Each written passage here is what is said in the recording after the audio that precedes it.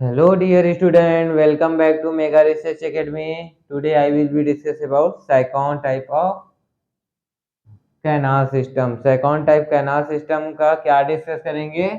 External morphology discuss करेंगे, जो आज का लास्ट टॉपिक होगा एक्सटर्नल मॉर्फोलॉजी का। ठीक है, एक्सटर्नल मॉर्फोलॉजी का आज लास्ट टॉपिक होगा। ठीक है, तो ये आज हम एक नया टॉपिक भी शुरू करेंगे जो कि आपके लिए इंटरेस्टिंग भी होगा।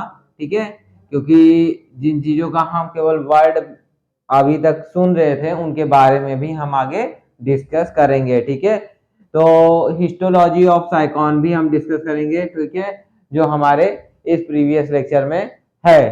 ठीक है, तो जो साइकॉन का है, साइकॉन का जो प्रीवियस लेक्चर था उसमें एक्सटर्नल मॉर्फोलॉजी का हमने क्या क्या डिस्कस कर चुका है। उसमें food, feeding and digestion and intracellular digestion हमने कवर कर चुका है। ठीक है, तो साइकॉन का जो प्रीवियस लेक्चर था उसमें एक्सटर्नल मॉर्फोलॉजी के 4 टॉपिक कवर किए जा चुके हैं।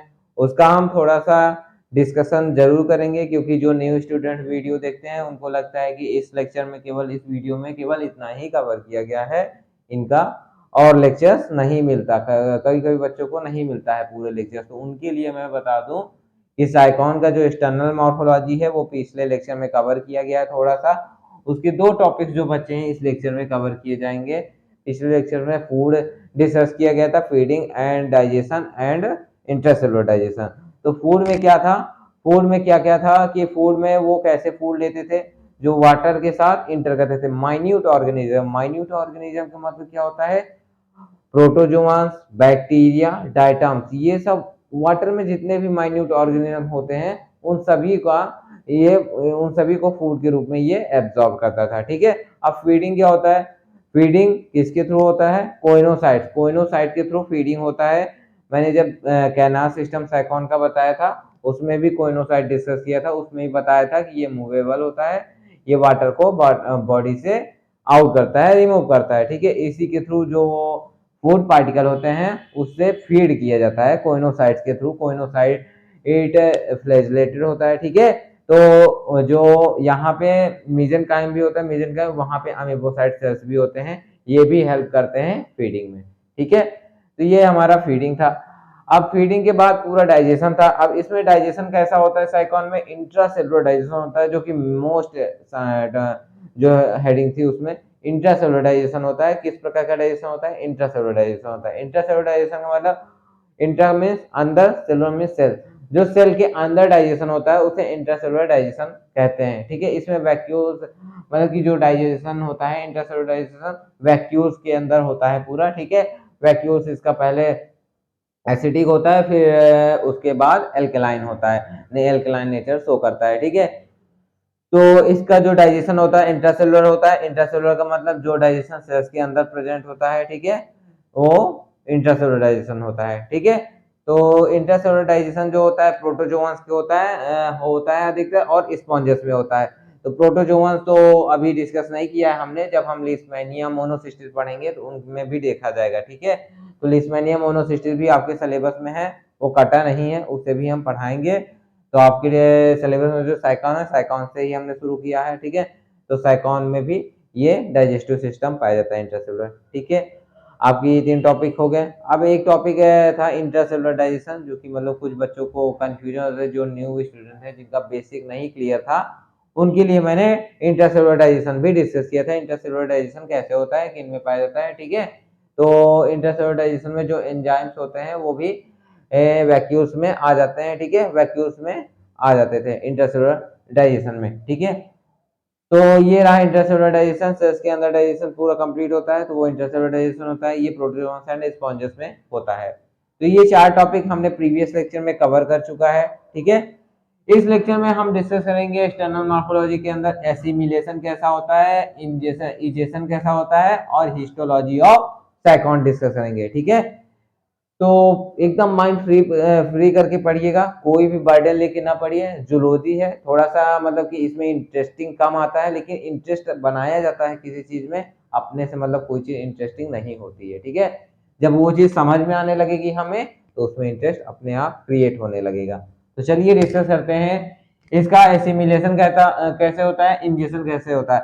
एसिमिलेशन की हिंदी होती है, थोड़ी हिंदी मतलब टफ होती है बायोलॉजी की जो होती है, आत्मसात्करण करना, ठीक है। जो एसिमिलेशन होता है, आत्मसात्करण मतलब मिलान, अपने आप में मिला लेना किसी चीज को, एसिमिलेशन का मतलब, ठीक है। एसिमिलेशन का मतलब जो होता है किसी चीज को अपने में मिला लेना, पूर्णतः उसे डिसॉल्व कर लेना, अपने में आत्मसात्करण कर लेना, ठीक है। तो ये होता है एसिमिलेशन की हिंदी। तो एसिमिलेशन का मतलब जो होता है जब जो डाइजेस्टेड फूड होता है, ठीक है, वो बॉडी के अंदर डिस्ट्रीब्यूट हो जाता है, वहां से पूरा न्यूट्रिशन उससे ले लिया जाता है, तो वो एसिमिलेशन कहलाता है, ठीक है। तो वही चीज इंग्लिश में भी लिखा हुआ है, ठीक है। आपकी अंडरस्टैंडिंग होनी चाहिए हर चीज को इंग्लिश में समझने की, ठीक है। फर्स्ट ईयर की स्टूडेंट है, थोड़ी डिफिकल्टी होगी, लेकिन आपको मेहनत करेंगे तो आपको समझ में आएगा, ठीक है। देखिए सेंटेंस क्या लिखा हुआ है इसमें, the digested food is distributed from cell to cell by wandering amoebocytes found in mesenchyme, the digested food is stored as glycogen fat etc, ठीक है। वही चीज लिखा है जो मैंने अभी हिंदी में बोला। जो डाइजेस्टेड फूड होता है वो डिस्ट्रीब्यूट हो जाता है सेल टू सेल में डिस्ट्रीब्यूट हो जाता है, किसके थ्रू होता है, वंडरिंग अमीबोसाइट। वंडरिंग का मतलब यहाँ पे क्या होता है, वैंडरिंग, ठीक है। ये जो वंडरिंग होता है इसका मतलब होता है अमीबोसाइट जो होता है ना, फूड को भटका देता है, मतलब कि इसको बांट देता है, इसको सेल्स में भेज देता है, ठीक है। भटकाने का अर्थ यहाँ पे ये है कि ये सेल्स में फूड को डिस्ट्रीब्यूट कर देता है, एमीबोसाइट, जो कि मीजेनकाइम में पाया जाता है, ठीक है, मीजेनकाइम में पाया जाता है। और द डाइजेस्टेड फूड कहाँ स्टोर होता है, किसके फॉर्म में स्टोर होता है, ग्लाइकोजन एंड फैट के रूप में स्टोर होता है, ठीक है। तो ये हमारा जो एसिमिलेशन है ये आपको समझ में आ गया होगा। एक बार मैं फिर से रिपीट कर देता हूँ, जो डाइजेस्टेड फूड होता है वो डिस्ट्रीब्यूट किया जाता है सेल टू सेल में, किसके थ्रू किया जाता है, एमीबोसाइट के थ्रू किया जाता है, ठीक है। एमीबोसाइट कहाँ होता है, मेसेनकाइम में होता है। जो फूड पार्टिकल फूड होता है वो किस फॉर्म में स्टोर होता है, फैट होता है और ग्लाइकोजन होता है, फैट और ग्लाइकोजन के फॉर्म में ये प्रेजेंट होता है, स्टोर हो जाता है, ठीक है। तो ये रहा एसिमिलेशन आपका। एसिमिलेशन में कोई भी कंफ्यूजन, कोई भी डाउट नहीं होनी चाहिए, क्योंकि एकदम क्लियर से खत्म किया है। एसिमिलेशन में कोई भी ऐसा वर्ड नहीं है जो आपको समझ में ना आया हो, ठीक है। तो चलिए आगे डिस्कस करते हैं, इजेशन, ठीक है। इजेशन क्या होता है, the undigested food reduce egested out from the amoebocyte into the outgoing water current and expelled out of the body। अब देखिए इस सेंटेंस को पढ़ने से पहले मैं बता दूं, जो ह्यूमन बॉडी का डाइजेशन होता है उसमें भी एक्सक्रीशन होता है। एक्सक्रीशन मतलब उसमें क्या होता है, अनडाइजेस्टेड फूड, अपशिष्ट पदार्थ जो होते हैं बॉडी से एक्सपेल कर दिए जाते हैं, एक्सक्रीट कर दिए जाते हैं। तो वही सिस्टम एनिमल में भी होता है। साइकॉन जो है एनिमल है, ठीक है, इसमें भी इजेशन होता है, इसमें भी जो अनडाइजेस्टेड फूड होता है, अपशिष्ट पदार्थ होता है, अनयूजुअल होता है, उसे रिमूव आउट कर दिया जाता है बॉडी से, ठीक है। अब रिमूव आउट किसके थ्रू किया जाएगा, अमीबोसाइट के थ्रू किया जाएगा। अमीबोसाइट कहाँ पाया जाता है, मेसेनकाइम में पाया जाता है, ठीक है। तो अब देखिए वही चीज लिखा है, undigested food reduce egested out from the amoebocyte into the outgoing of water current and expelled out of the body। Amoebocyte जो है अनडाइजेस्टेड फूड को एक्सपेल्ड आउट कर देता है through the water current, water current के through. Water current जब मतलब कि वाटर करंट का मतलब वाटर में मूवमेंट कैसे होगा, जब कोइनोसाइट जो कोइनोसाइट सेल होती है वो फ्लैगेलेटेड होते हैं, मूवेबल होती हैं, उनमें जब मूवमेंट होगा वाटर में मूवमेंट होगा, वाटर में जब मूवमेंट होगा तो वो अनडाइजेस्टेड फूड जो होगा अमीबोसाइट सेल्स के थ्रू वो मूव आउट कर दिया जाएगा, ठीक है, रिमूव कर दिया जाएगा बॉडी से। तो ये आपको समझ में आया इंजेक्शन और एसिमिलेशन, ठीक है। अगर कोई भी डाउट हो तो बताइएगा, कमेंट कीजिएगा, हम उसका सोल्यूशन जरूर देंगे, ठीक है। तो ये जो एसिमिलेशन है, इंजेक्शन है, ये खत्म हुआ। एक बार मैं फिर से रिवाइज कर देता हूँ, एसिमिलेशन क्या होता है। एसिमिलेशन का मतलब होता है आत्मसात्करण कर लेना, मतलब अपने में मिला लेना किसी भी चीज को। जो डाइजेस्टेड फूड होता है उसे अपने में मिला लेना और प्रत्येक सेल में भेज देना, उसे भेज देना, फिर वहां से न्यूट्रिशन उससे न्यूट्रिशन ले लिया जाता है, फिर वो अनडाइजेस्टेड हो जाता है, ठीक है।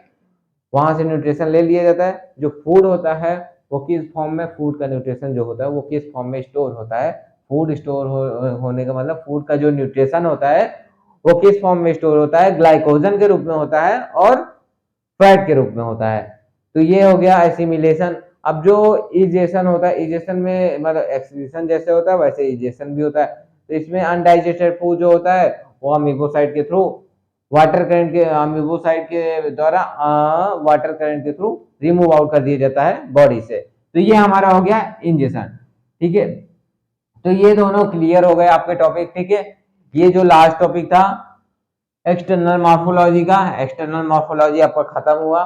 ठीक है, अगर एक्सटर्नल मॉर्फोलॉजी में अभी तक मैंने जितने भी टॉपिक कवर किए, आपको कोई भी डाउट हो, कोई भी मतलब कि किसी भी प्रकार का कोई भी प्रॉब्लम हो, उससे आप बताइए, उस पर सोल्यूशन हम आपको प्रोवाइड करेंगे। ठीक है, तो ये हमारा एक्सटर्नल मॉर्फोलॉजी खत्म होता है साइकॉन का। अब हम डिस्कस करेंगे हिस्टोलॉजी ऑफ साइकॉन। अब कुछ बच्चे बोलेंगे एक्सटर्नल मॉर्फोलॉजी पढ़ लिया, अब हिस्टोलॉजी पढ़ने की क्या जरूरत है। अब देखिए हिस्टोलॉजी का मतलब देखिए, अभी तक मैंने जितने भी वर्ड, कुछ ऐसे वर्ड है जिनको नाम लिया उनका एक्सप्लेन नहीं किया, जैसे पिनेकोडर्म, कोइनोडर्म, मेसेंकाइम, इनका मैंने यूज किया था जब कैनाल सिस्टम पढ़ा रहा था। ठीक है, वहां पे यूज किया था। ठीक है, तो अब इनका मतलब कि इनके बारे में अभी ज्यादा डिटेल तो हमने की नहीं कि मेसेंकाइम क्या होता है, कोइनोडर्म क्या होता है, पिनेकोसाइट्स क्या होता है। ठीक है, इनके बारे में कोई डिस्कस नहीं किया। तो ये हम पढ़ेंगे हिस्टोलॉजी के अंतर्गत। ठीक है, हिस्टोलॉजी ऑफ साइकॉन के अंतर्गत पूरा पढ़ेंगे। अब हिस्टोलॉजी ऑफ साइकॉन पढ़ने की जरूरत क्या है। देखिए यहाँ से हमारा जो यूनिवर्सिटी ऑफ इलाहाबाद है ऑप्शनल क्वेश्चन पूछता है और शॉर्ट नोट भी आता है। तो शॉर्ट नोट जो होता है यहाँ से फंस सकता है और ऑप्शनल भी फंस सकता है। जो ऑप्शनल होता है आपका प्लस पॉइंट होता है, 9 नंबर का पूछा जाता है। ये तो कभी कभी 10 क्वेश्चन आ जाते हैं 10 नंबर, 9 या 10 नंबर जो होते हैं आपके प्लस पॉइंट होते हैं। अगर आपके ऑप्शनल 10 नंबर प्लस पॉइंट बन गए, पूरे के पूरे सही हो गए, तो आपको फिर 4 क्वेश्चन करने रहेंगे टोटल, 4 या 5 क्वेश्चन करने रहते हैं टोटल। ठीक है, मिला के तो पहला तो कंपलसरी रहता है। ठीक है, उसके बाद सेक्शन ए सेक्शन बी से दो दो करने रहते हैं। तो पहला कंपलसरी है, ये ऑप्शनल रहेगा। ऑप्शनल अगर आपका सही हो गया तो उसके बाद आपको दो दो क्वेश्चन करने लगे। अगर आप 3 क्वेश्चन भी कर लेते हो तो आपको अच्छे खासे नंबर मिल जाएंगे। तो ये होती है मतलब कि मार्क्स गेन करने की स्ट्रेटजी। ठीक है, अगर आपका प्लस पॉइंट अगर सही होता है तो आपको पूरे के पूरे मार्क्स मिल जाएंगे, उसमें उसमें कोई भी नंबर नहीं घटेगा। ठीक है, सॉरी। तो ये हो गया आपका पूरा, इसीलिए हिस्टोलॉजी आपको पढ़ाया जा रहा है। ठीक है, यहां से आपका क्या क्या कवर होगा, शॉर्ट नोट कवर होगा और ऑप्शनल क्वेश्चंस जो आते हैं। ठीक है, तो ये सारी चीजें आपकी हिस्टोलॉजी ऑफ साइकॉन से कवर होगी। ठीक है, तो चलिए देखते हैं हिस्टोलॉजी ऑफ साइकॉन। देखिए अब कुछ बच्चे मतलब कि जो लेक्चर्स लंबे होने लगते हैं जिस चैप्टर पे, मतलब उन्हें बोरिंग महसूस, ऐसा नहीं होना चाहिए आपको। ठीक है, जब किसी चीज कोई चीज लंबा है तो उसे पेशेंस के साथ पहले पूरा कवर करना चाहिए। ठीक है, फिर उसमें देखिए कौन क्या चीज इंपॉर्टेंट है, क्या चीज पढ़ना है, क्या चीज छोड़ना है, ऐसे पढ़िए जाता है। ये नहीं कि देखिए आप सब कवर करने के चक्कर में मोस्ट इंपॉर्टेंट चीज छोड़ देते हैं। तो आपका जो साइकॉन है, साइकॉन में जो पूरा कैनाल सिस्टम है आपका सबसे मोस्ट इंपॉर्टेंट है। इलाहाबाद यूनिवर्सिटी के पेपर में हर बार पूछा जाता है साइकॉन का कैनाल सिस्टम। ठीक है, या पोरीफेरा इन कैनाल सिस्टम। पोरीफेरा इन कैनाल सिस्टम जब पूरा पूछेगा तो उसमें आपको तीनों बताना पड़ेगा, एस्कॉन टाइप, साइकॉन टाइप, लीकॉन टाइप। ठीक है, तो ये तीनों आपको डिस्कस करना पड़ेगा।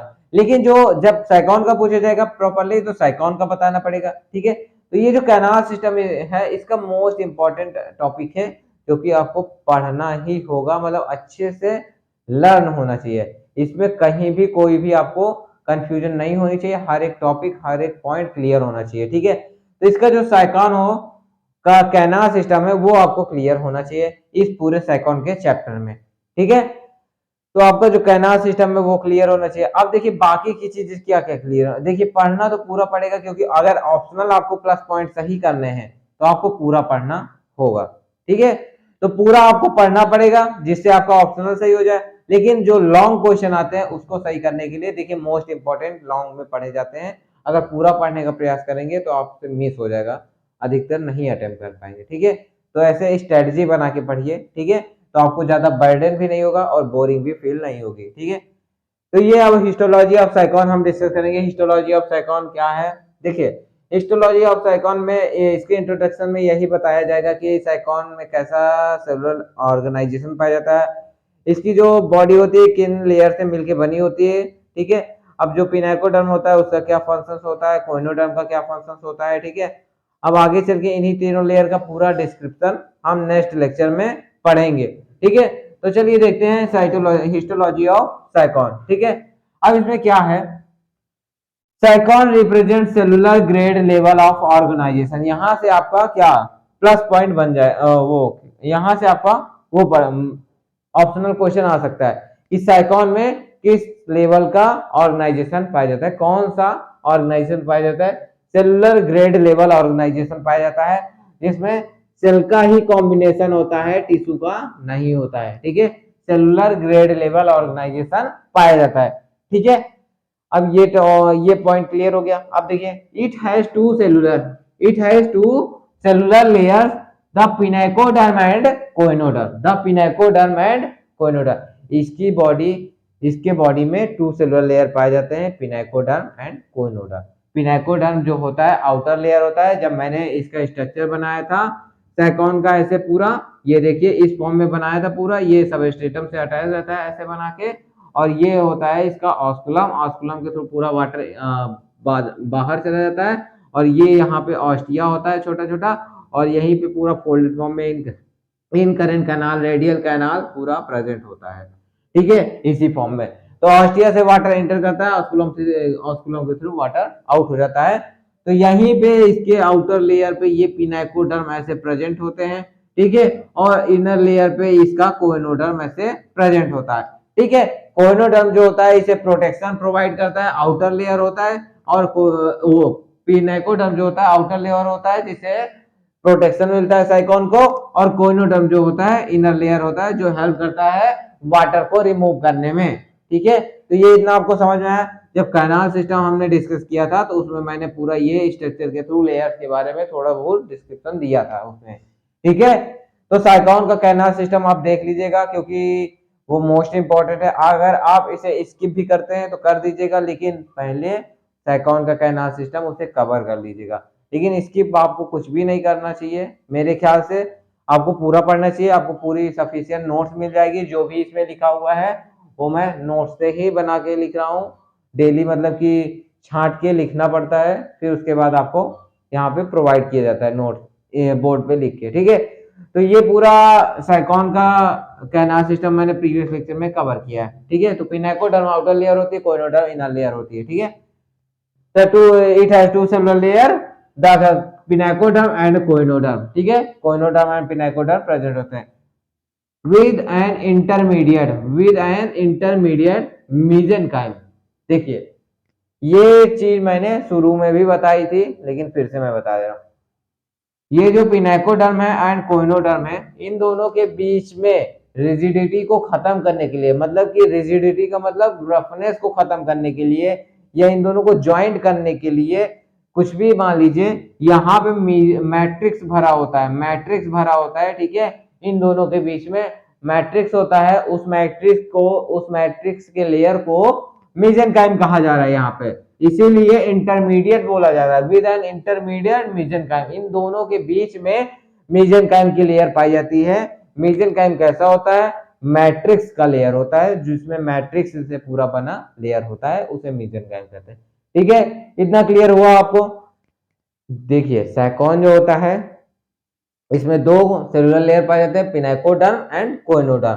पिनाइकोडर्म एंड कोइनोडर्म के इन दोनों लेयर के मिडिल में क्या, इंटरमीडिएट में क्या पाया जाता है, मेसेंकाइम। मेसेंकाइम जो होता है मैट्रिक्स होता है, मैट्रिक्स की एक लेयर होती है, ठीक है।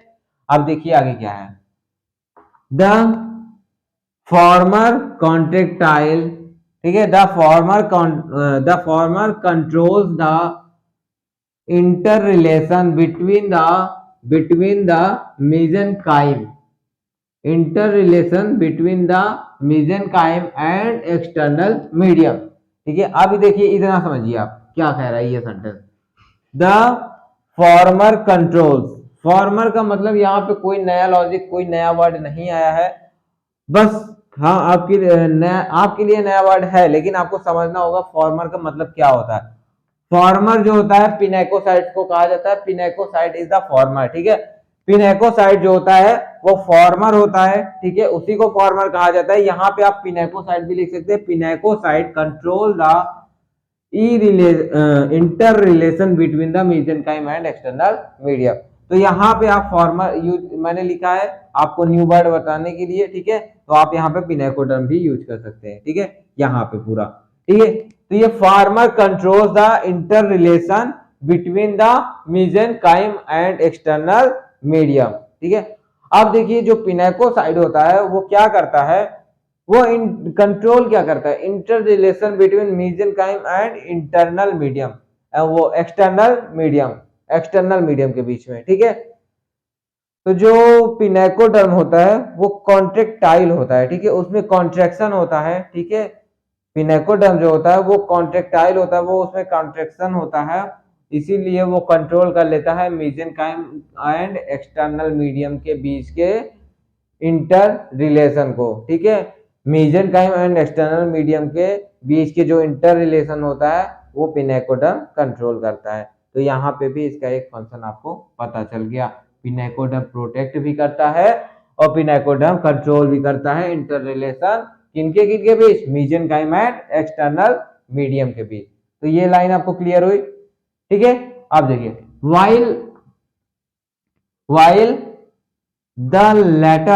while the letters control mainly nutrition of animal।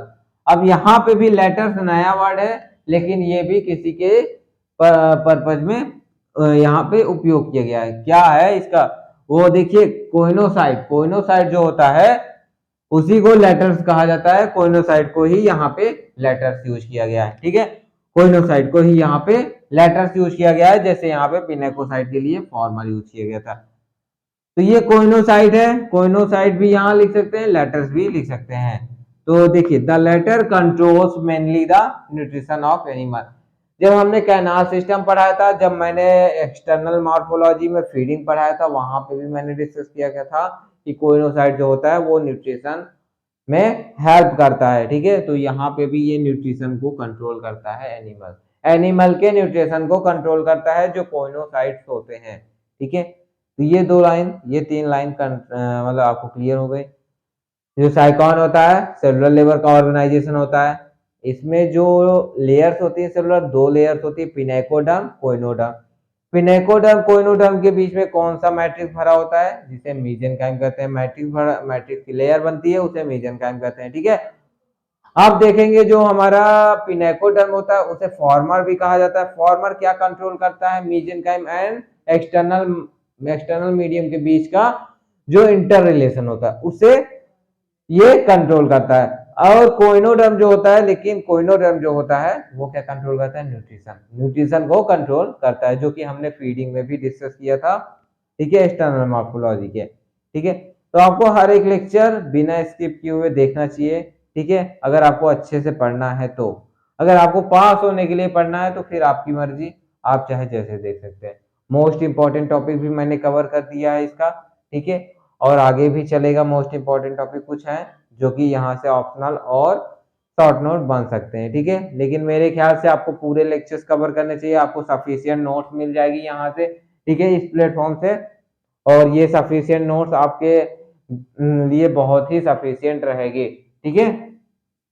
तो मेरे ख्याल से आपको पूरा प्रीवियस लेक्चर्स देखना चाहिए, तब आपको आगे का लेक्चर्स देखना चाहिए, ठीक है, क्योंकि तो आपको एक सीक्वेंस वाइज में पूरी नोट्स मिल जाएगी हमारे इस प्लेटफॉर्म पे, ठीक है। अगर कोई भी डाउट होता है, कोई किसी भी प्रकार का कोई भी प्रॉब्लम होता है तो आप डिस्क्रिप्शन मतलब कि आप कमेंट कीजिए, हम उस पर सोल्यूशन देंगे आपको, ठीक है। ऐसा नहीं है कि हम कमेंट नहीं देखते हैं, हमारे पास खाली टाइम रहते हैं तो हम कमेंट भी आपके देखते हैं, ठीक है, ऐसा नहीं, लेकिन कोई कमेंट ही नहीं करता जल्दी, ठीक है।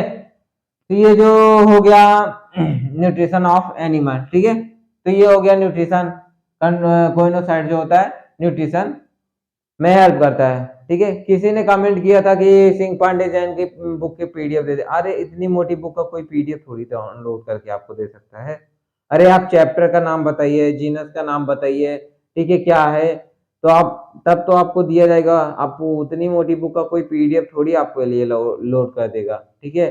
तो आपको जो जरूरी है इतने समय उसके अकॉर्डिंग बताइए, तो उसके अकॉर्डिंग आपको मिल जाएगा, ठीक है। अब उतनी मोटी बुक की कोई पीडीएफ नहीं प्रोवाइड कर पाएगा आपको, ठीक है। तो ये रहा आपका जो sycon represent cellular grade level organization, cellular grade level का ऑर्गेनाइजेशन तो करता है, ठीक है। तो ये आपका ऑर्गेनाइजेशन हो गया, ठीक है।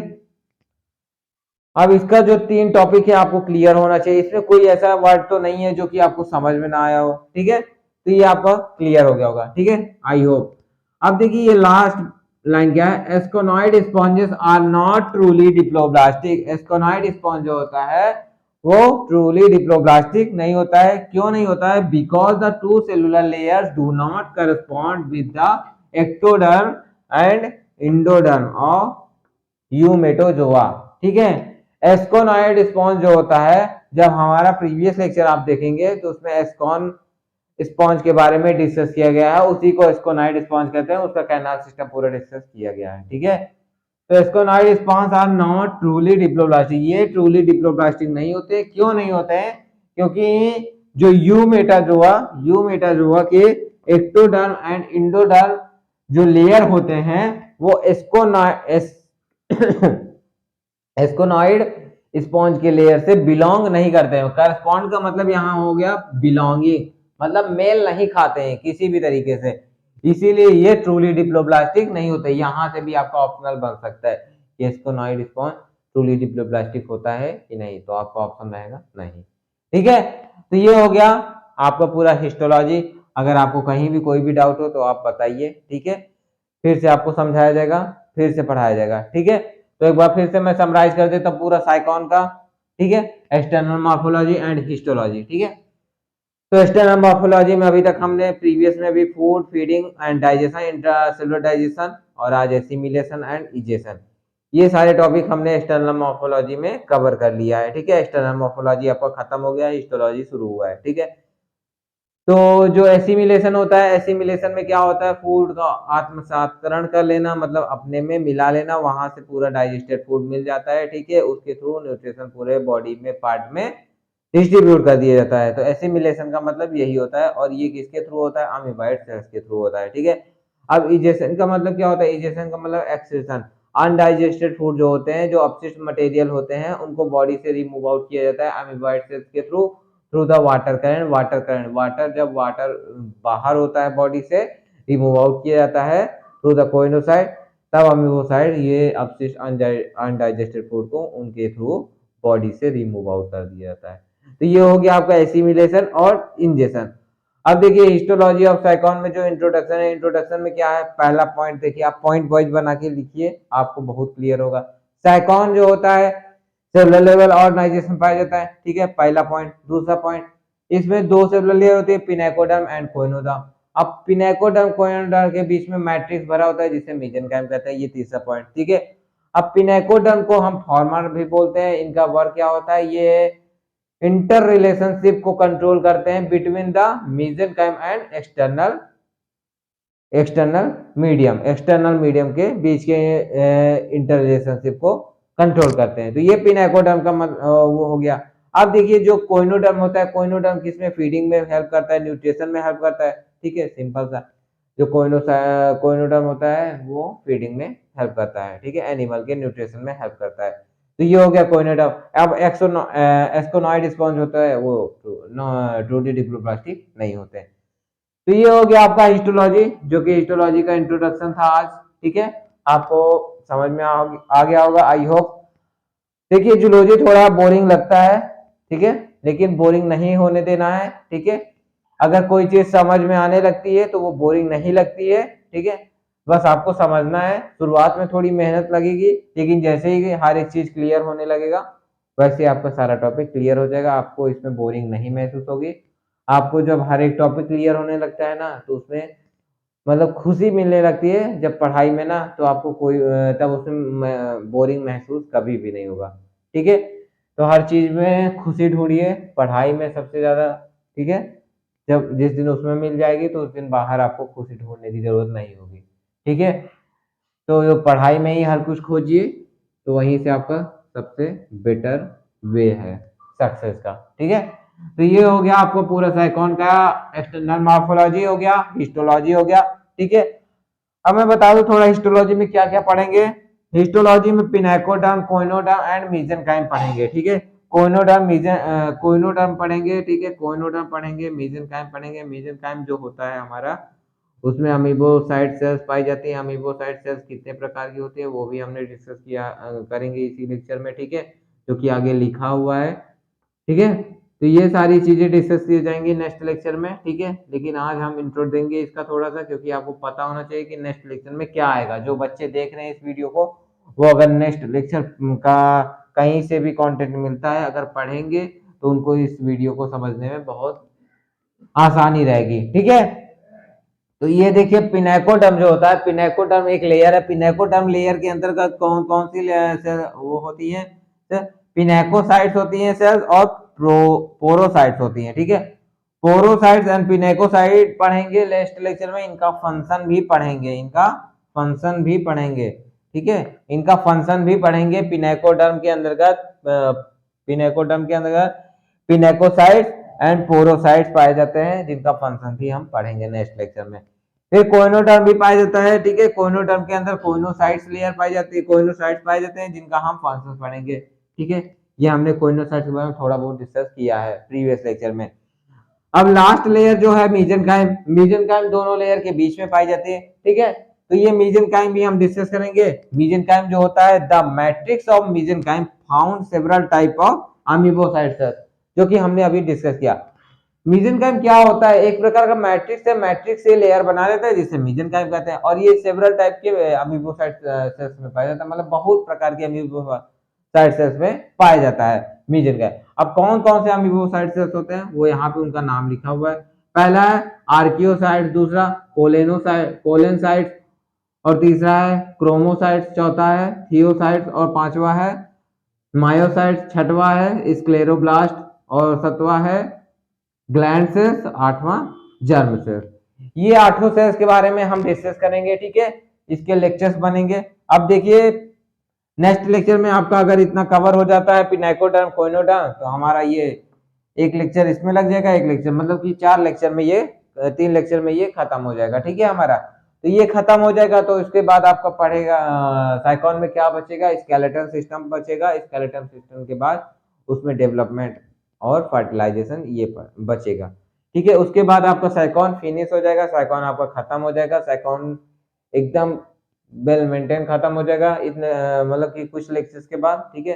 फिर आपको पूरी सफिशिएंट नोट्स भी आपको मिल जाएगी। अगर आप लिख रहे हैं, नोट्स बना रहे हैं, तो आप जब पूरी नोट्स बना लेंगे तो आपको पता चलेगा कि मुझे मतलब एक अच्छी नोट मिल चुकी है, ठीक है। तो आपको कहीं भी भटकने की जरूरत नहीं रहेगी।